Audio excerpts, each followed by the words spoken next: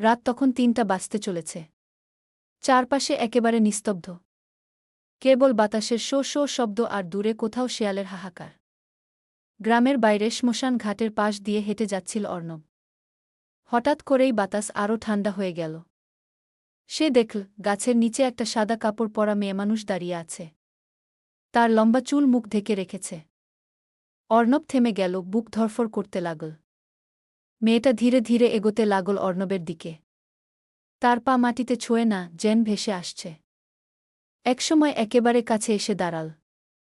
চুল সরিয়ে মুখ দেখাতেই অর্ণবের গা কেঁপে উঠল। চোখ দুটো লাল, আর মুখটা একদম ছাই রহা। সে ফিসফিস করে বলল, এই পথ, আমার পথ। এখানে কেউ চলতে পারে না গি। অর্ণব দৌড়াতে চাইল, কিন্তু তার পা যেন কাজ করছে না। শুধু শুনতে পাচ্ছে কানে ঘন শ্বাসের শব্দ। হঠাৎ মেয়েটা তার দিকে হাত বাড়াল। বরফঠান্ডা একটা ছোঁয়া অর্ণবের কাঁধে লাগতেই সে জ্ঞান হারাল। এরপর চারদিক অন্ধকারে ডুবে গেল। শুধু বাতাসে ভেসে এলো সেই ভয়ঙ্কর হাসি। হা হা হা ই।